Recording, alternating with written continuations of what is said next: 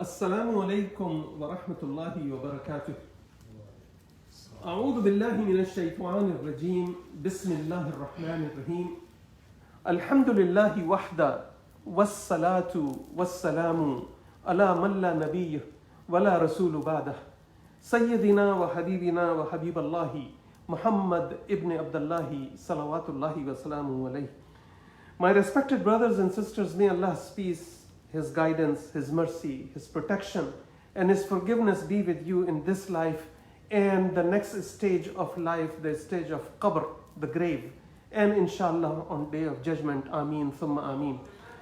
Today we will start the program inshallah with an ayah of Surah Al-Araf, which is the seventh chapter of Quran, ayah number 204, where Allah subhanahu wa ta'ala has said, Ba'da a'udhu billahi minash shaitanir rajim, bismillah ar-Rahmanir Rahim, وَإِذَا قُرِئَ الْقُرْآنَ فَاسْتَمِعُوا لَهُ وَأَنصِتُوا لَعَلَّكُمْ تُرْحَمُونَ.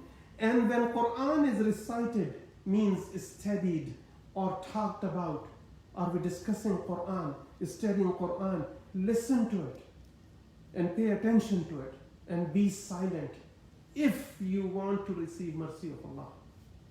And you would see that something going on and people will still be in games and plays and talk and this and that. وَأَيَادُ بِاللَّهِ. Quran guides us each and every way, and this ayah tells us the attributes of Quran in Quran, what Allah said about Quran in Quran. The glorious Quran is the book of guidance, my respected brothers and sisters. There is no other purpose of sending a book. If Allah did not wanted us to be guided by Quran, He would have not sent it. So when it is a book of guidance, it is required for us to read it, understand it, follow it, and implement it on ourselves first to the best of our capability. And that's where will be the test. And do not question. If somebody questions something of Quran for purpose of learning from it, then it is a good deed. But to argue about ayat of Quran, وَأَيَادُ بِاللَّهِ. These are words of Allah. These are words of Allah. We cannot argue about it. Our example is like of a student, okay, who in the class, who has been given, who doesn't pay attention in the class. Who doesn't pay attention in the class. Class is what? This life. And he does not know the subject matter.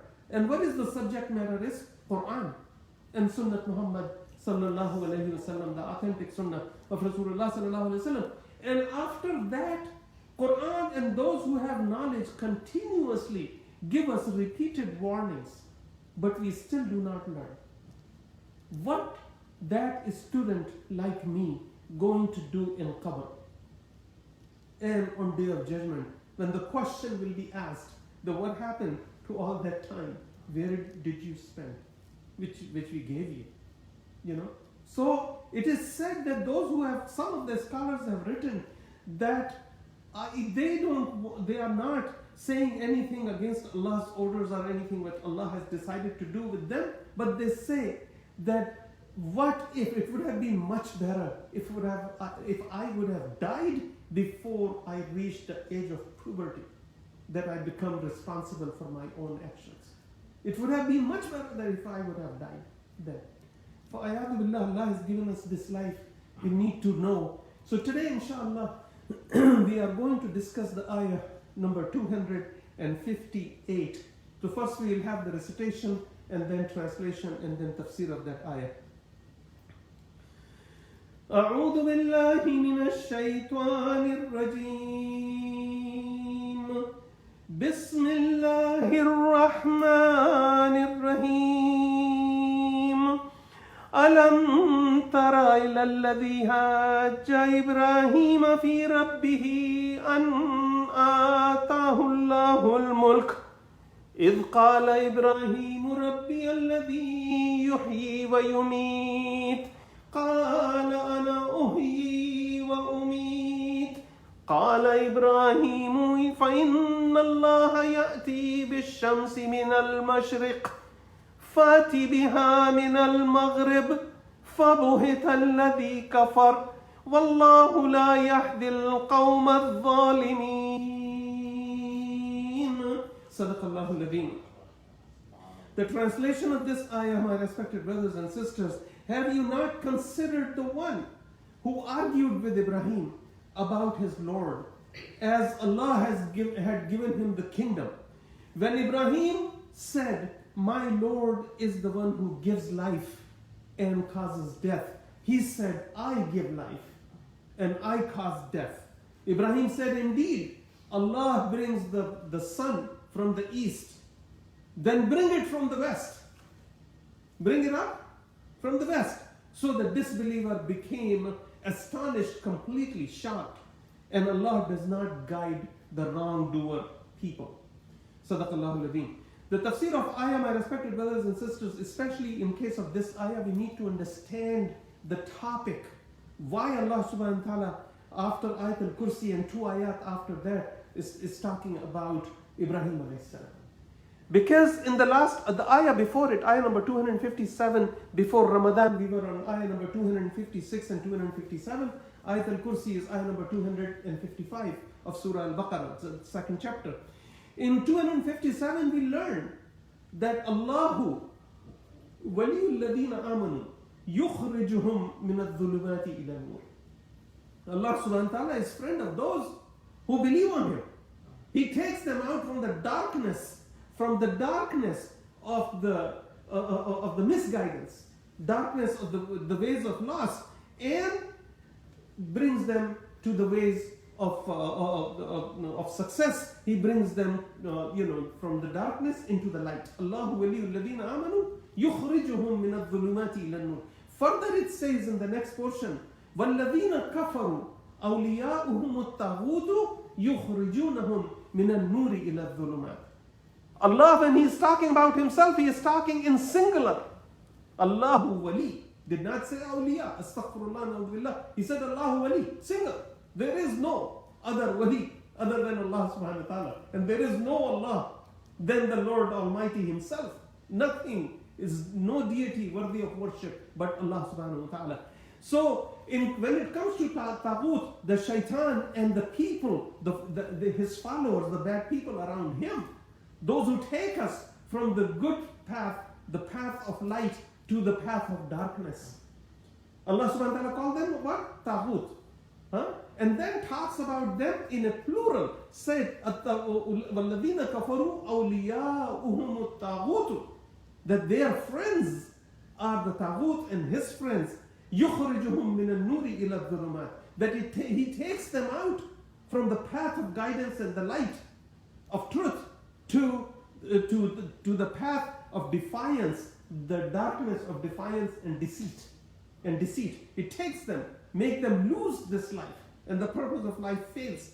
Today's ayah talks about the verbal exchange between Ibrahim alayhi salam and Nimrod. In Turkish he is called Nimrod. In Urdu it is called Namrud, and Arabic and English it is Nimrod. So whatever you call. All the prophet and messengers face extreme hardship from the religious and political leadership of the time. All of them. Their purpose was to guide these people and bring them back to the path of Allah.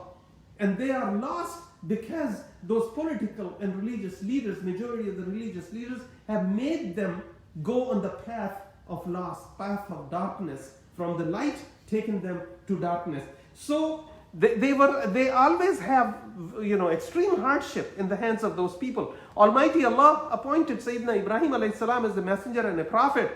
He bestowed upon him, which is the quality of all the messengers and prophets, that they had excellent memory, exemplary character, they never lied, and they had unparalleled wisdom. These are the basic qualities of the messengers and prophets of Allah subhanahu wa ta'ala. They never lied.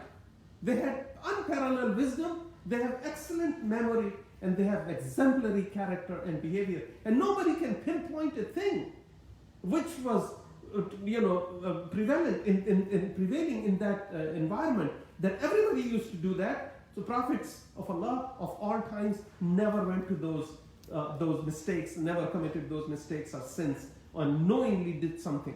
However, with those who had disease in their heart, Quran talks about it.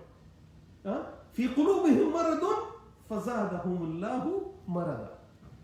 فزادهم الله مرضا. If somebody have a disease in heart, what do? We don't just sit there and say, let us die. Let this heart attack kills me. Instead of that, we go and cure it. But when the heart is diseased in religion and have doubts in it, we don't want to cure it. We don't want to come to Quran. We don't want to look at Sunnat Muhammad sallallahu alaihi wasallam and treat our disease. So, those who had disease in their heart, including Sayyidina Ibrahim's father, Adar, denied Allah's message of truth. Denied the message of truth.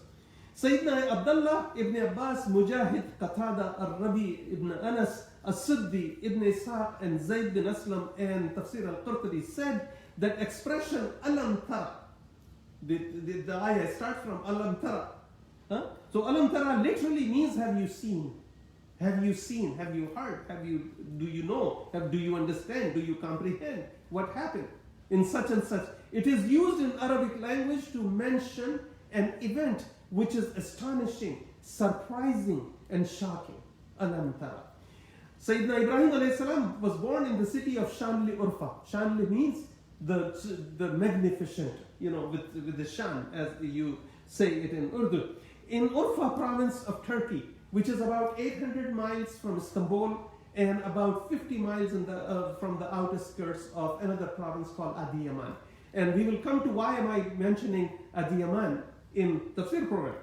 Shanli Urfa is located at the crossroad of land routes to and from Europe and Asia and Middle East and Africa.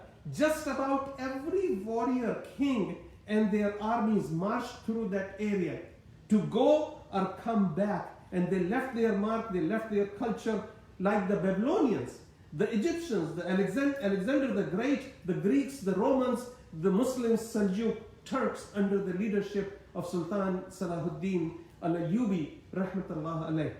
Shanli Urfa is also called the city of prophets, as there are numerous burial sites of numerous prophets, or it was the birthplace of numerous prophets and messengers of Allah subhanahu wa ta'ala. And someday, inshallah, we will talk just about that area in a tafsir program, inshallah, and talk about that area and explain who are the messengers, those who are buried there, who lived there, who were born there. Okay, inshallah. It is also the oldest civilization, about 9,000 years ago. 9,000 years old.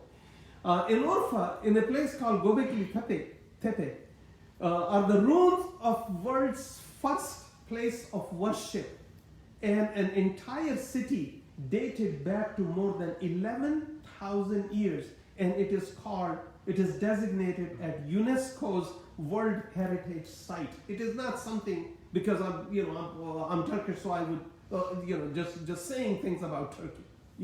No, it is a UNESCO Heritage Site, and all the history and all that is available to be read. In the city of Shanli Urfa, on top of the hills, and someday inshallah I will share pictures of it. I have them all on my computer. On top of a hill there are ruins of a castle which belonged to Nimrod. And underneath that castle, Sayyidina Ibrahim alayhi salam, underneath that rock, the castle was on top of the hill, and underneath that there was a cave. Inside there are houses were built. In one of those houses, Sayyidina Ibrahim alayhi salam was born, and that place you can visit today if you like.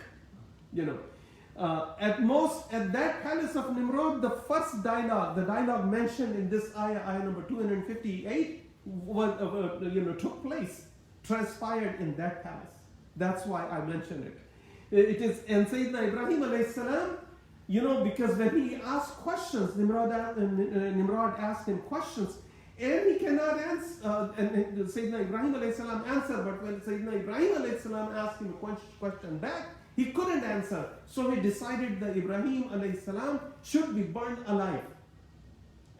Because right across from that castle, there is a huge, it's the road in between now, three lane on both sides, is the place where Sayyidina Ibrahim alayhi salam was set in fire, was put on a little pedestal, and is there.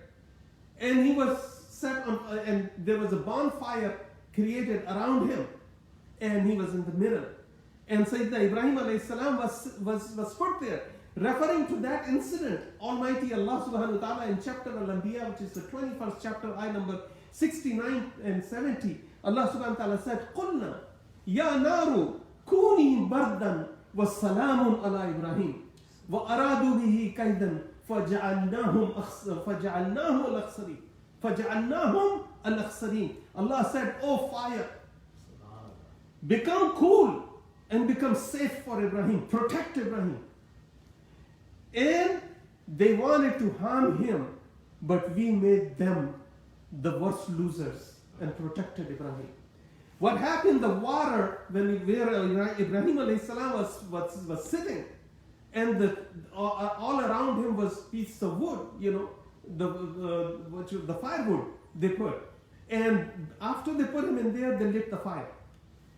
And right in between the legs of Ibrahim alayhi salam, the water shot out in between the legs.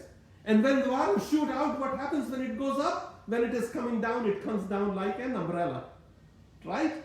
So it takes a shape of an umbrella. Because of the gravity, the water would go up, and like a fountain, it comes down, and it put off that fire. Though that water did. That water is still there, the water source is still there. And you can go and visit and see the water which Allah subhanahu wa ta'ala ordered that water, earth to send that water out, gush out and put off that fire. That water is still there, and that area is called Balak Ligol. There are a lot of fishes in that, huge fish in that water. It's a huge pond. And it goes everywhere in that garden and all that. And people visit that area. And you can see it. Nobody goes there for fishing. They leave the fish alone. And that water is still there. In Adi Yaman, that's the reason I mentioned that it is 50 miles from Shanli Urfa, which is in Urfa province. Around 50 miles in Adi Yaman, there is a mountain which is called Namrud Da. Da means mountain in Turkish. Namrud is Nimrod. So it is called, it's an area, where people live there. And that mountain is called, it is in historical books. Okay, and you can search for it, mountain of Nimrod. And when you go, it is about 7,001 feet high mountain. On top of on the summit of the mountain, there are hundreds of large and small statues and busts. Bust is this area from here, from navel up. The busts of Greek and Persian idols, including scattered everywhere. Those idols, and they are all licking dirt. They are defaced, some of them, because of the weather, rain and all that, and they are licking dirt. Among them are the statues of Nimrod. Among them are the statues of Nimrod, and a tomb which is from the 1st century before Sayyidina Isa alayhi salam, Jesus, the son of Virgin Mary alayha as-salam, Allah's peace be upon both of them. Going from Shanli Urfa to Harran, there is an area called Ayyubiyya. And Ayyub alayhi salam took refuge in a cave when his people expelled him from his town.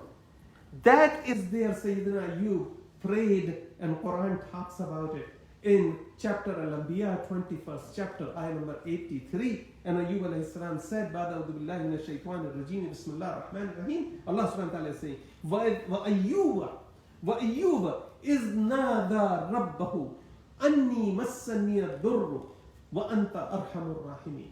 That, oh Allah, and Allah subhanahu wa ta'ala said, and remember my servant Ayyub, which is in Bible called Job. When he prayed to his Lord, said, indeed the calamity is upon me, has stricken upon me, and you are the most merciful of all merciful. Allah subhanahu wa ta'ala immediately responded to him. Which is mentioned in Surah Sad, 38th Surah, ayah number 41 and 42. And it says, وَاذْكُرْ أَبْدَنَا أَيُّوبَ إِذْ نَادَى رَبُّهُ أَنِّي مَسَّنِيَ الشَّيْطَانُ بِنُصْبٍ وَأَذَابٍ أَرْكُضْ برجلك هذا مغتسل وبارد وشراب. And remember our servant Job when he called his Lord and he said, indeed Satan has rubbed me with hardship and torment of disease.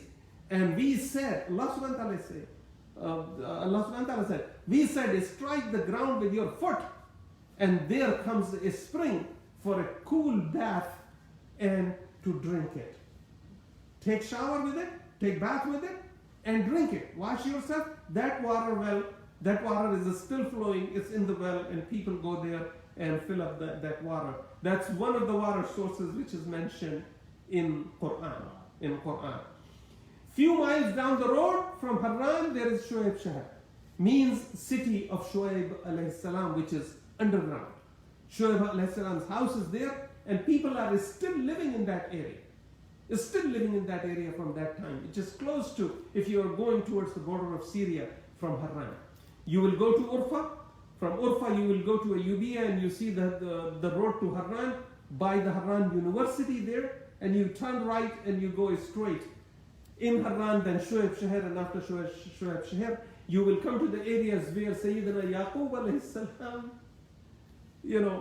his daughters, the one of them married Sayyidina Musa alayhi salam married. Okay? They were waiting there to get water. That is there too. There are many other examples in the glorious Quran comforting the prophets and the believers not to give up, not to lose hope in Allah subhanahu wa ta'ala. And remember Almighty Allah, as He said in ayah number 257, Almighty Allah is the friend and protector of those who believe on Him. Allah is friend and protector of those who believe on Him. Allahu waliyul ladhina amanu yukhrijuhum min adh-dhulumati ila an-nur. Means understand and practice and have sabr, have patience. My respected brothers and sisters, whatever the hardship we go in this life, if you read the story of the Prophet in Quran and Sunnah and the books of the scholar, you would find that we have not seen that kind of hardship with Allah's prophets and messengers suffered and went through their whole life. Guess what is the reward? Nothing but forgiveness from Allah and Jannah. We complain. We don't have sabr. This ayah number 258 refers to Nimrod, who was the ruler of the time, when it says, Allah subhanahu wa ta'ala is saying, do you remember the one who argued with Ibrahim? Hajj Ibrahim.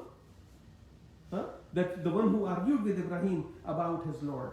So he's talking about, Allah subhanahu wa ta'ala is talking about Nimrod, because he was Sayyidina Ibrahim alayhi salam was born in the house, in the cave, under the hill, and Nimrod's palace was up there. It's still there. The ruins are still there. And Sayyidina Ibrahim alayhi salam, nobody goes to those ruins. He was a king. And Ibrahim alayhi salam's place, there is a masjid right next to it. And people, 24 hours, day and night, people are visiting it. And going to the place where he was put in the fire across the street. Dhulm, transgressions of Allah's limit, Allah subhanahu wa ta'ala make them an ibrah. فَأَتَبِرُوا يَا أُولِي الْأَبْصَارِ. That take the ibrah, learn a lesson from the example of those who thought that they are so powerful that they can do anything they want in this life. And Allah made them a sign for you to learn a lesson from.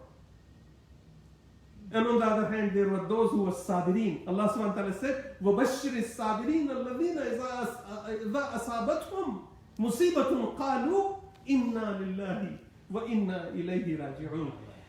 Nimrod's story is also mentioned in Talmud, the Jewish books, and almost in the harmony with the Quranic accounts of events. Almost similar. The Talmud also said that Adar was the father of Ibrahim alayhi salam, and he was the chief priest and the religious advisor to Nimrod. And his son became Ibrahim alayhi salam. Sayyidina Mujahid stated that Nimrod was the grandson of Cush, a man named Cush. Nimrod was his grandson. And Cush was the grandson of Nuh alayhi salam. Noah. He was grandson of Nuh alayhi salam. What does that tell us? That does not matter. The grandfather could be, a prophet, or could be a good man. الشوك جيب الورد والورد جيب الشوك. In Arabic, the example they use the example that sometimes the rose is in between the thorns, and sometimes all around the roses there are nothing but thorns. So it doesn't mean that if somebody's father was so and so, and you live on the discussing and talking about the legacy of your grandparents. Look at yourself, strive, have sabr, and prosper, and have sabr, and then you will prosper. Sayyidina Mujahid rahmatullah also said that there were at that time, after the great flood, after the flood of Nuh alayhi salam's flood, there were 4 kingdoms in the world. 2 were right, on the right path, and 2 were not on the right path. The largest one was Sulaiman ibn Dawood alayhi salam. Sulaiman alayhi salam's, his father was also a messenger, Dawood alayhi salam. And then the second kingdom was of Dhul Qarnayn. And the kingdom of those who were not on the right path, number 1 was Nimrod, and the second was Nabuchodonosor.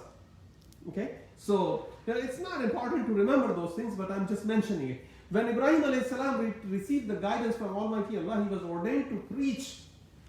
He was told to preach one thing. And what is that thing? The same thing which Adam was told to preach. Okay? That there is no God but Allah. There is no God but Allah. There is nobody worthy of worship, no deity worthy of worship but Allah subhanahu wa ta'ala. The detailed account of Sayyidina Ibrahim's encounter with his father Adar and Nimrod are also mentioned in many other chapters in Quran. And we'll talk about it when we come to, inshallah, those chapters if we live that long. Sayyidina Ibrahim's father complained. You see, when the son is on the right path, instead of father being proud of him, he was proud of his association with Nimrod. So he goes and complains to Nimrod that my son is not willing to prostrate to you and not willing to accept you as the Lord of everything that is around us. So this ayah talks about that conversation. Everybody used to prostrate to Nimrod. That was one of the things which Nimrod wanted. Everybody, when he comes to him, comes to Nimrod, or when they hear about him and all that, everything would stop, and they used to prostrate to him. When Ibrahim alayhi salam was called in after his father complained, Azar complained, when Ibrahim alayhi salam came to him, he did not prostrate to Nimrod. So Nimrod asked him, what has stopped you? Why did not you prostrate to me as everybody else does? So Sayyidina Ibrahim alayhi salam told him, I am ordered to prostrate to nobody but Allah subhanahu wa ta'ala, the one and only deity of worship. So Nimrod asked him, who is your Lord? So Sayyidina Ibrahim alayhi salam said, my Lord is the one who gives life and causes people to die, causes things to die. Nimrod cannot understand that. He again questioned Sayyidina Ibrahim alayhi salam and said, how could you say that someone else is your Lord and not me? He cannot understand. I'm the king. I'm the king. Nimrod cannot understand that since he is the king, everybody worships him. And there cannot be anybody, there should not be anybody else superior to Nimrod. Astaghfirullah. He is everything. That is exactly, my respected brothers and sisters, if we look at our condition, that's exactly what Muslim rulers are doing today. Whether they are religious leaders or political leaders. That's what they are doing. People in places and positions of authority today believe and practice exactly what Nimrod used to do, except very few. Illa man rahimullah. Except very few.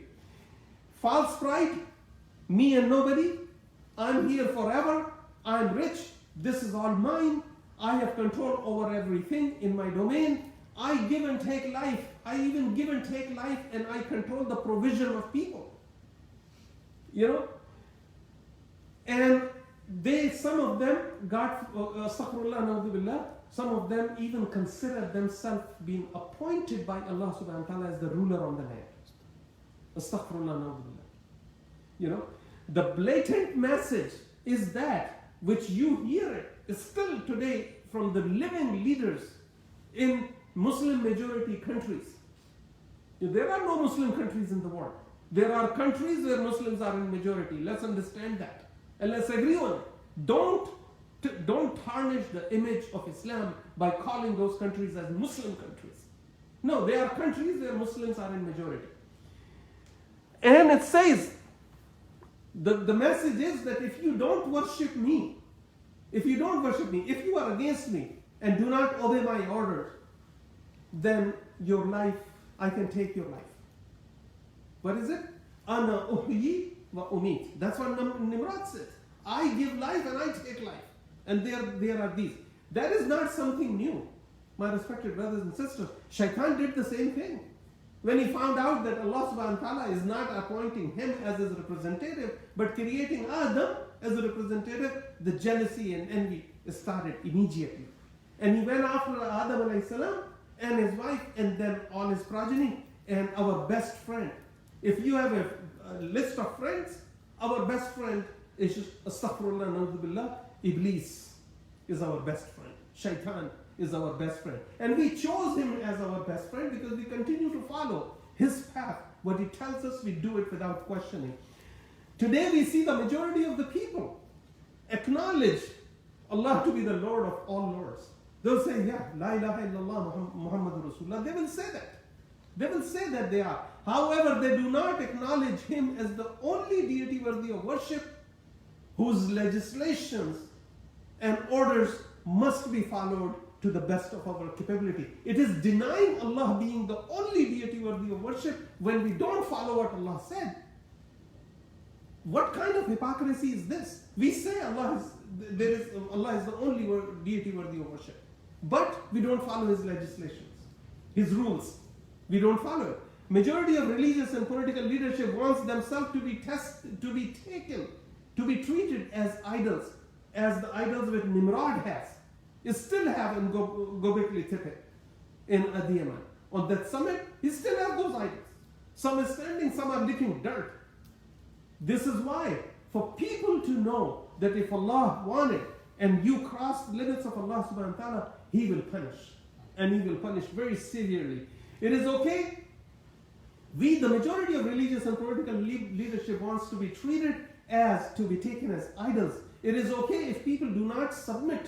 Even in our household, even in our house, that people do not, me, myself, do not submit to wish and will of Allah subhanahu wa ta'ala and break His limits and prohibition. As long as I stay loyal to the mullah or the political leader of a party, I'm fine.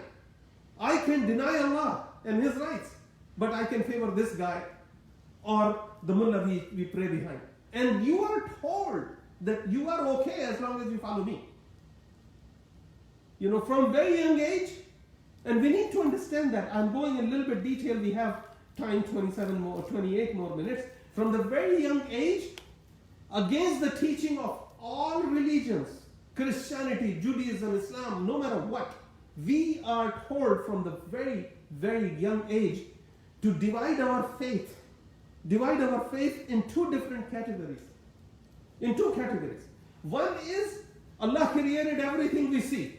We agree with that. And we only turn to Him. We only turn to Him when we need something. And we don't need Allah, astaghfirullah, na'udhu billah, there is not a single split second of our life that we don't need Allah. We need Allah subhanahu wa ta'ala. For this breath which I just take, to let that breath come out of my chest, I need Allah.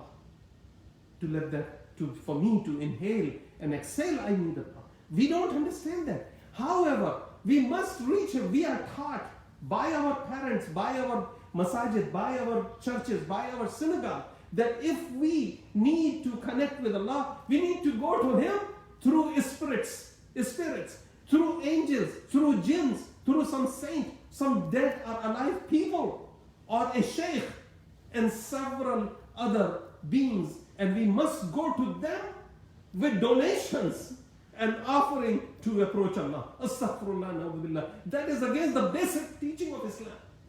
That Allah subhanahu wa ta'ala, when you said Allahu Akbar and stand on the prayer, there is nobody between you and Allah. Say whatever you like to say. Go and ruku and beg Him. Huh? Go in sujood and cry there. He listens to you. You don't need nobody in there, in between you and Him. Huh? The second thing which we are taught from the very young age is the social, political, and religious leaders have the absolute sovereignty around us. They make rules and regulations for us. They would tell us that anybody who is raising hand, doing Rafa Yadain in Salah, they are wrong. Don't do it. Some would say if you don't do Rafa Yadain, your Salah is not accepted. That is not, nobody has that authority to say those things. You said Allahu Akbar, whatever you do is between you and Allah subhanahu wa ta'ala. Nobody should interfere in that. They make these people, these social, religious, and political personalities, I call them clowns, they make rules and regulations and define everything for us. They deserve we are taught that they deserve our obedience and have the authority to command us.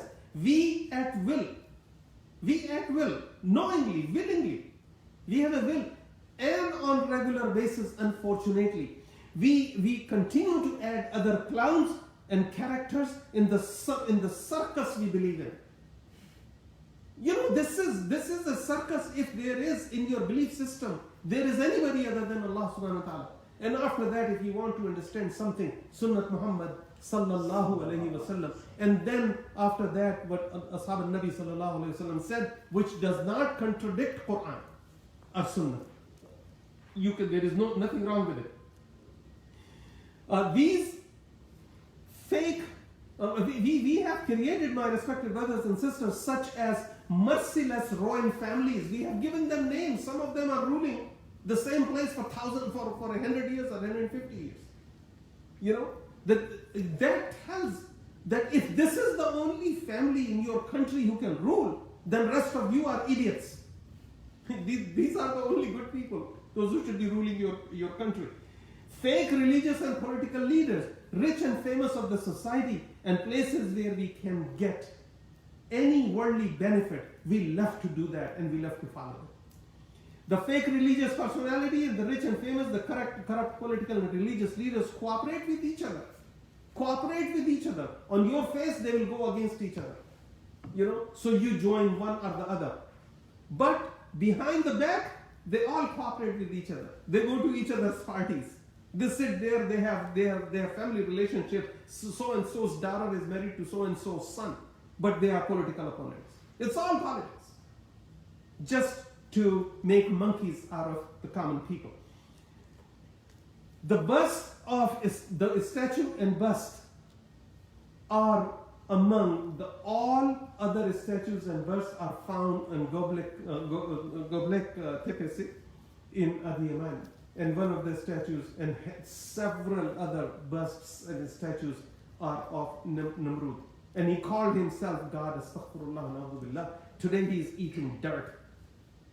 We go there, but we take as an architectural site, not to learn a lesson that whoever confronts and denies and claims himself to be anywhere holy, holy and high and holy and honorable in front of Allah subhanahu wa ta'ala, if Allah does not appoint him, he is not holy. Nimrod claimed that he was an absolute sovereign of his kingdom and its inhabitants, and whatever he says, wishes or wants, becomes the law same time. That's exactly what our leaders are doing. Whatever in these Muslim countries, whatever the king or the Amir or the Prime Minister or President does, nobody can disagree with it. We have Nimrods, we are watching them sitting on TV and watching those Nimrods playing their games and tricks on us. Circus, nothing but the circus. Nimrod firmly believed that there was no authority superior than him in his kingdom, and he is not answerable to anybody. Find one Muslim ruler today, so-called Muslim ruler today, who thinks that he is answerable to somebody. Nobody, zero.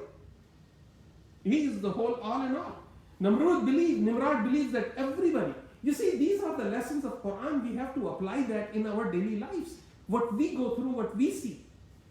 These are not bedtime stories that you put your kids to sleep by reading Surah Fatiha or reading Surah Yasin. That's what we use Quran for.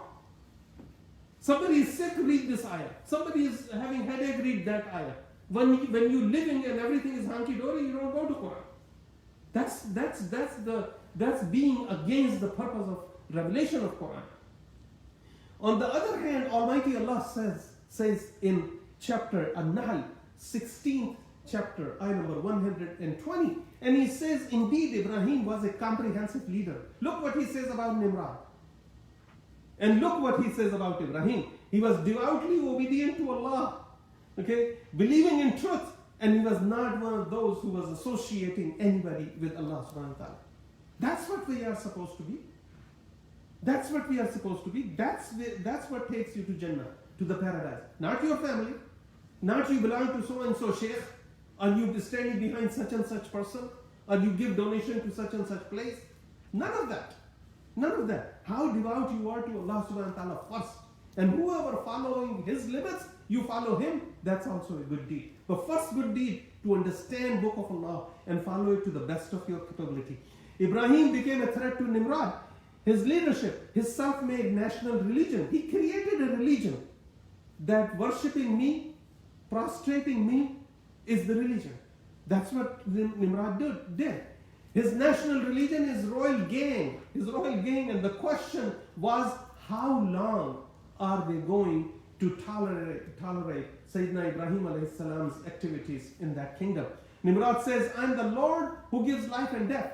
He wanted everybody, including Ibrahim and his follower, to worship him obediently every time they see him. Quran says, Ibrahim said, indeed Allah brings up the sun from the east. So Ibrahim told him, Allah subhanahu wa ta'ala guided Ibrahim to tell him that if you think you are the Lord, my Lord brings the sun from east. Why don't you bring the sun from the west? If you want me to devoutly worship you and bow down to you, bring the sun from the west. Remember this, we will end our program on this, that he said that bring the sun from the west. That's where the program will end, inshallah. This challenge made Nimrod completely, totally speechless, and he was totally shocked. He knew well that sun and moon are not in his control. He cannot, next morning he cannot bring the sun from the, he can say it, but he cannot bring the sun from the west. Where did that come from in Ibrahim? Ibrahim was not a university professor. He was an appointed messenger and prophet of Allah subhanahu wa ta'ala. Allah gave him that wisdom that cannot be denied by anybody, including a king. So, accepting the truth which Allah made crystal clear through Ibrahim, Allah taught Nimrod a lesson that you cannot bring the sun from the west. Otherwise he would have tried it. He would have brought it from the west. So Allah taught him a lesson through Ibrahim, who was an ordinary man, that you cannot bring the sun from the west. And Nimrod still did not learn anything. Why? Because خَتَمَ اللَّهُ عَلَىٰ قُلُوبِهِمْ وَعَلَىٰ سَمْعِهِمْ وَعَلَىٰ أَبْصَارِهِمْ غِشَاوَةٌ وَلَهُمْ عَذَابٌ عَظِيمٌ. Some people, their fate is already written, but they can change the fate if they can change the path. But if they stay on the path they are going, where they are supposed to go, that is the disease of the heart. That is the disease of false pride, which make people say that I said this, that I am the Lord and everybody should worship me, and now I cannot bring the sun from the west. So what should I do? I should burn Ibrahim alive. That I should burn Ibrahim alive. But I will not accept my defeat. I will continue to be defiant to Allah subhanahu wa ta'ala. It was an opportunity, and Nimrod could have accepted Ibrahim alayhi salam's religion, Deen and Hanifa. You know, he could have accepted. That was an opportunity given to Nimrod to accept the Deen of Allah. But he didn't. We are given opportunity every day to connect with Allah. Some of us don't. According to the Talmud, Nimrod sent Ibrahim alayhi salam to a very notorious prison where he used to send his arch enemies. He remained in prison only for 10 days. And the 10th day, he said, he kept sending people and asking them, why don't you prostrate to Nimrod and you can come out? Why cannot you accept him as your Lord and he can come out? He said, no. Rabbi alladhi uhyi wa umit. My Lord is the one who gives life and gives death. For that argument, what he did, we will talk about it inshallah. It was then that the famous incident of Ibrahim alayhi salam being thrown in the fire took place, as mentioned in chapter Al-Anbiya in 20 ayat. Chapter Al-Anbiya from ayah number 51 to ayah number 70. And then in chapter Safat, which is the 37th chapter, ayah number 83 to 98. 83 to 98. 15 ayat. Allah subhanahu wa ta'ala talked about what happened with Ibrahim alayhi salam. Inshallah, if Allah give us enough life, we will come to those chapters. Nimrod committed the transgression, utter disbelief, and rebellion against Allah subhanahu wa ta'ala. And because of his tyranny over people, Allah subhanahu wa ta'ala closed the door of maghfirah, of repentance on Nimrod. If you are in a position of authority and you are not good with the people, those who are under you, guess what? Allah has closed the door. Sayyidina Umar said that if a dog has, itch on his body and he's not treated on the river of the Dajla and Firat, and if he is not treated, Allah will ask me on Day of Judgment that, oh Umar, why was that? How did that happen? And look at our leaders. Nimrod asked Ibrahim alayhi salam to produce the truth about Allah, the proof about Allah. Ibrahim replied, my Lord is the one who gives life and causes death. Meaning what? It's not that the people are dying and people are being born and that is the proof of Allah's existence. No. Allah's existence is in His creation. All His creation, that is all around us, and we see it 24 hours a day. They are all around us. They could have not existed without having a creator. And they cannot exist when their time expires. They are removed. They die. And they die. And that cannot happen if people would not face death if there was nobody calling them back. Nimrod says, I give life and death, and Qatada, Muhammad ibn Ishaq, As-Siddi, At-Tabari, and Al-Qurtubi said that Nimrod ordered two men. He says, because I give life and death, and I give you an example how I give life and death. He says, my example is that I bring two people. The both are condemned to be killed. He says, one of them, I will have him killed. And the other one, I will have him pardoned. I'll forgive one, that's how I give him life. I killed one, that's how I took his life. But that's a foolish argument. How was that man born? Was created by Nimrod, or created by Allah subhanahu wa ta'ala? That was the question. But when the amal qulub, when the heart is blind, you utter words which make no sense. Nimrod, verily Allah brings, Nimrod was told by Ibrahim alayhi salam that Allah brings the sun from the east. And if you are so powerful and you are the Lord, then bring it from the west. Means if you are the Lord, you should be worshipped. You should be worshipped only if you, in defiance of Allah, bring the sun from east, you bring it from west. Then you are somebody. He couldn't. Al-Suddi stated that the debate between Ibrahim and Nimrod occurred once again when Ibrahim was being taken to be put in the fire. He asked him the same question. Ibrahim alayhi salam did not budge. That was the example of Iman. He did not budge from his position that my Lord is Allah. My Lord who brings the sun from the east. I may think about it. If you can stop sun from coming from east and bring it from west. Almighty Allah saved Ibrahim from the fire. What does that prove? Nimrod said that I give life and I take life. He couldn't take life of Ibrahim alayhi salam. This was his enemy.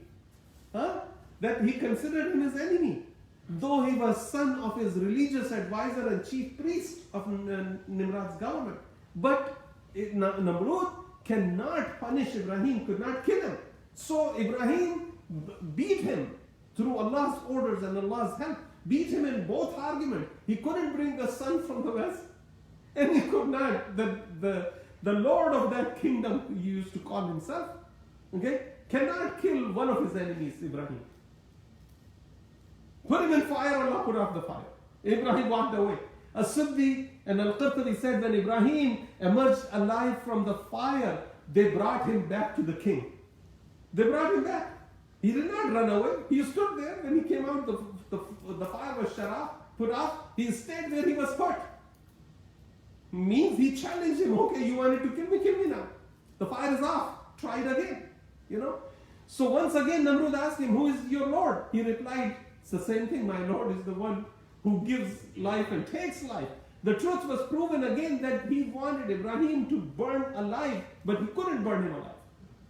How easy it was for a king to put a man, tie his hands and his legs, and put him somewhere, and the water shot out from the ground, and as a canopy of water fell on the bonfire and put off the fire, and Ibrahim is sitting there all alive.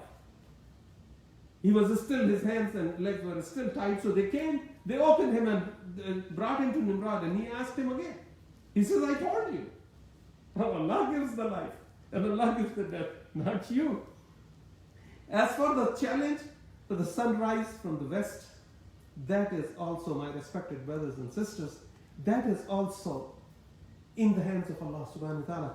As there is a hadith of Rasulullah sallallahu alayhi wa sallam, authentic hadith Qudsi, where it is said the final hour will not come until I will bring the sun out from the west, to show the Nimrods of the world of that time, before Qiyamah, that Allah, if Allah decides to change, He will bring the sun from the west. Sun will rise from the west. There are books written on the topic. The sun will rise from the west. And that is, look at the argument of Nimrod. That when he said that I'm the Lord. So Ibrahim told him what? If you are the Lord, bring the sun from the west. So all those Nimrods, those who are alive and will be alive at the time of Day of Judgment, before the Day of Judgment, the Yawm al-Qiyamah, okay, the final day, the last day, when everything will be called back for accountability, that day the sun will rise from the west. And that to show the Nimrod at that time, and when that happens, no repentance will be accepted. No repentance will be accepted. And we'll talk about it, why no repentance will be accepted. Because the story of Nimrod, my respected brothers and sisters, continues. We have several modern day Nimrods and Pharaohs. There are hundreds, and majority of them are in Muslim countries, ruling in different departments. The commissioners, the deputies, in Turkish we call them wali or makam, and this and that. They are there, but they in their positions as the police chiefs and the police officers in Muslim countries, that if a rich and famous person does something, nothing happens to him. But if a poor guy like you and I, we will be thrown we'll be slaughtered, like pigs. We'll be killed like anything. So Nimrod and his progeny is still living and is still in higher places and higher positions, and majority of them are in higher positions in the Muslim countries, countries with Muslim majority. The final hour, Rasulullah sallallahu alaihi wasallam said, the final hour will not come. Allah subhanahu wa ta'ala has said, the final hour will not come until I bring the sun from the west, and only I have the power to do that. So you can deny Allah for whole life. If you live to see the day, the sun will come from the west. So we have time to reconnect with Allah subhanahu wa ta'ala and come to Quran, understand, very few people are sitting there and teaching Quran in the sense from the current events, the past events, the history, and what is our condition and how to change our condition, and how those conditions of the time of Ibrahim alayhi salam and Nimrod applies to us today. Those Pharaoh and Nimrod which are ruling our countries, their opponents Their opponents rot in notorious prisons. They never see the daylight again. Some crushed, killed. Some cut in pieces. And let me say it, some killed and cut in pieces in consulates.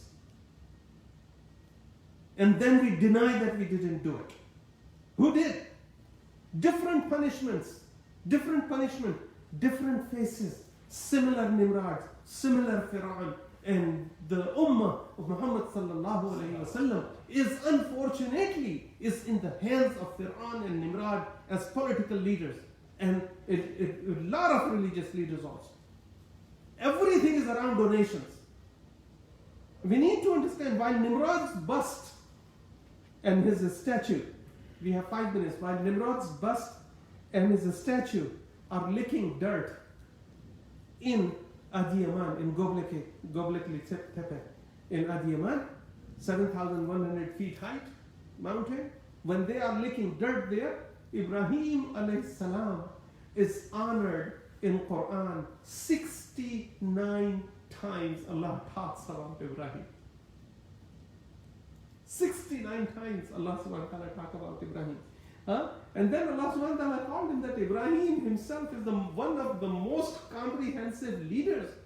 Ibrahim alayhi salam is called not only a prophet and messenger, he is called Abu al-Anbiya, the father of the prophets and messengers. Father of the prophets and messengers. That was Ibrahim alayhi salam. And this, today's ayah, the explanation of the story of Nimrod and Ibrahim alayhi salam proves one thing. This is how we need to understand Quran and the logic and wisdom behind ayat of Quran. That the story of Nimrod and Ibrahim alayhi salam confirms that Quran talks about Ibrahim alayhi salam 69 times, and Nimrod's bust and his statues on a 7,001 foot high mountain top is licking dirt. And it proves what Allah subhanahu wa ta'ala said in ayah number 257. Allahu waliyul ladhina amanu. Allahu waliyul ladhina amanu yukhrijuhum min adh-dhulumati ila an-nur. That's what it proves. Allah is friend, protector, guardian. The close friend, the close protector, the guardian of those who believe on Him. This is the return from Allah. The only thing which we need to do to get the return, the only investment is firm belief on Allah subhanahu wa ta'ala and His words and the authentic sunnah of Muhammad al-Mustafa sallallahu alaihi wasallam. Not everything you hear is authentic. Authentic sunnah of Muhammad al-Mustafa sallallahu alaihi wasallam, which does not contradict Quran. And if we do that, then Allah subhanahu wa ta'ala is telling you that when we call people that they are awliya Allah, they are awliya Allah. If you are correct, Allah calls Himself your wali. Allah is your friend. You only have to make a connection with Allah subhanahu wa ta'ala. Firm belief on Allah subhanahu wa ta'ala, on His power, on His orders. And I think we should finish at this. Next week, ayah will be ayah number 259. And that talks about someone who says that, oh Allah, we'll talk about it completely, inshallah, next week. That it is about the person who is walking in an area and he saw some ruins, and he says that everything is ruined like this, and all these bones are around, and everything is destroyed. How will Allah subhanahu wa ta'ala will bring it back to life? And then Ibrahim alayhi salam comes, his topic comes again, and when he says that, oh Allah, how do you give life to dead things, or take life out of the living things? And Allah subhanahu wa ta'ala tells him, and we will discuss it inshallah, we will make dua. Allahumma rabbana atina fid dunya hasana wa fil akhirati hasana wa qina adhab an-nar wa qina adhab al-qabr wa qina adhab al-hashr wa qina adhab jahannam wa adkhilna al-jannata ma'a al-abrar birahmatika ya azizu ya ghaffar ya rabbal alamin. Allahumma inna laka alayna huquqan kathiran fima baynaka فيما بيننا وبينك، وعلينا حقوقا كثيرا فيما بيننا وبين خلقك. اللهم ما كان لك منها فاغفره لنا، وما كان لخلقك فتحمله عنا، وأغننا بهلالك عن حرامك، وبطاعتك عن معصيتك عمن سواك يا واسع المغفرة. اللهم إنا نسألك إيمانا كاملا ويقينا صادقا ورزقا واسعا وقلبا خاشعا ولسانا ذاكرا وحلالا طيبا وتوبة نصوحا، وتوبة قبل الموت، وراحة عند الموت، والمغفرة عند الحساب، والفوز بالجنة والنجاة من النار برحمتك يا عزيز يا غفار يا رب العالمين. اللهم إنك عفو كريم تحب العفو فاعف عنا يا كريم. اللهم إنك عفو كريم تحب العفو فاعف عنا يا كريم. اللهم إنك عفو كريم تحب العفو فاعف عنا يا كريم. وصلى الله تعالى على خير خلقه محمد وعلى آله وأصحابه أجمعين. سبحان ربك رب العزة عما يصفون، وسلام على المرسلين، والحمد لله رب العالمين. والفاتحة.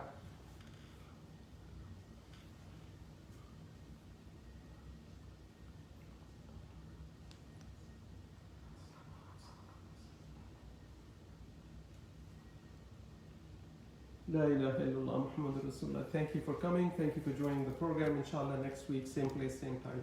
Assalamu alaikum.